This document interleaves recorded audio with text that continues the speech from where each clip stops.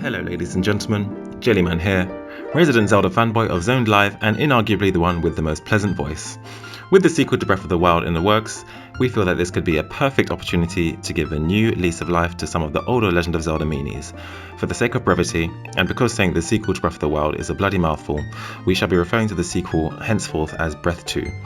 We tried to consider how any returning enemies could prove interesting on a mechanical level, and which ones would benefit from a much needed coat of HD paint. In any case, we've prattled on for far too long, let's get down to business.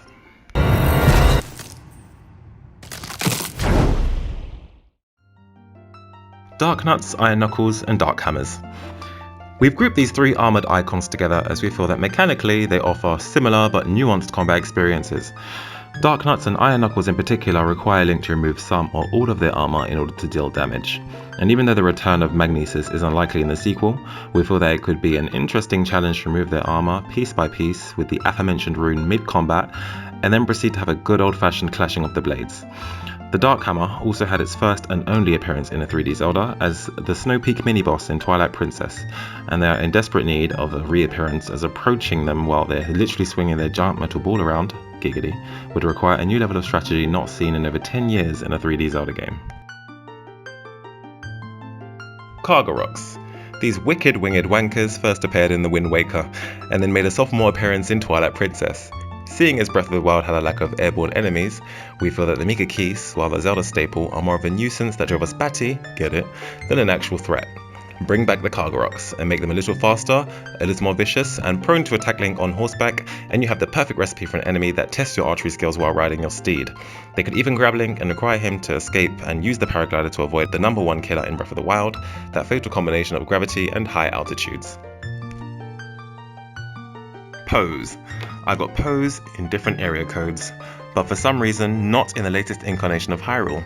The nocturnal hours in Breath of the Wild were a missed opportunity to revive some of the most recognisable enemies in Zelda history. Pose were ghosts that first appeared in Ocarina of Time. In Breath 2 we can see them become a spectral force to be reckoned with in the night hours.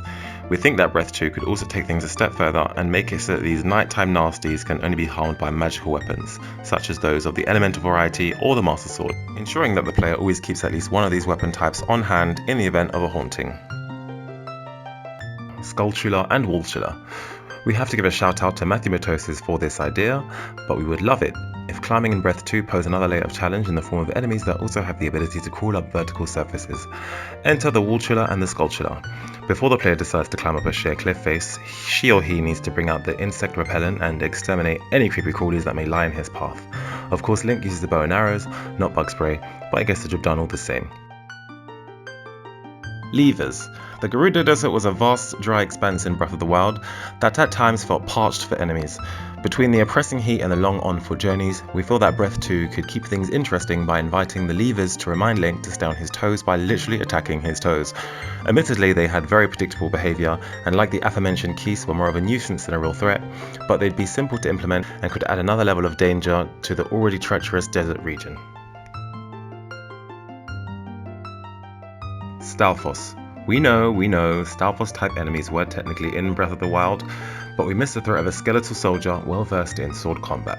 In Breath 1 there were Stal variants of Moblins, Bokoblins and Lizalfos, but what if Stalfos were their own enemy type that could nab bones from other downed lesser Stal enemies to then incorporate them into their own bodies to increase limb count or attack power?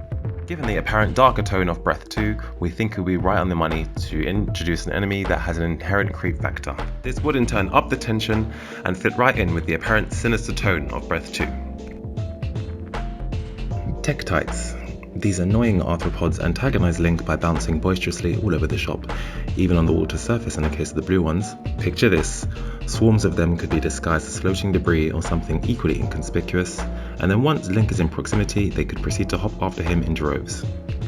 Seeing as bombs floated on water in Breath of the Wild, the player would need to think of a way to deliver an explosive treat to our four-legged. Watch out! A good old bomb plus Deku Leaf combo could do the trick, for example. Redeads.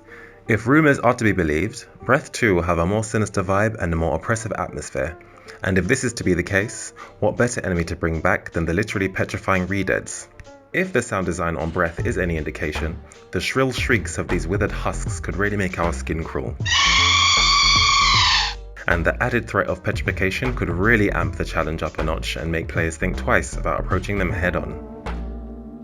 Technically an enemy also present to some extent in Breath of the Wild, the bubbles from Ocarina of Time came swathed in a variety of coloured flames, each slapping Link with a detrimental effect on contact, and they are sorely missed. Special shout out to the blue bubbles, who curse Link, preventing him from unsheathing his weapon. This could amp up the stress during tense encounters, as our poor hero of the wild would have to find a new way to tackle a given confrontation in the absence of a trusty blade.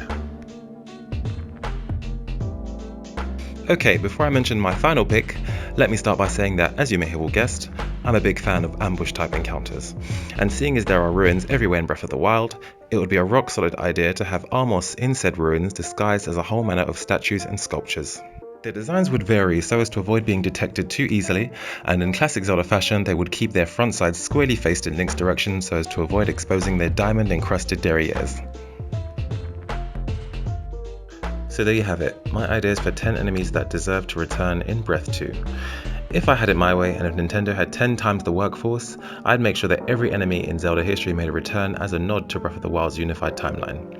But alas, I had to rein in my lofty expectations. I've been Jellyman, you've been wonderful, and if you guys like the video, don't hesitate to drop us a like, maybe even subscribe, and stay tuned for more content from Zoned.Live.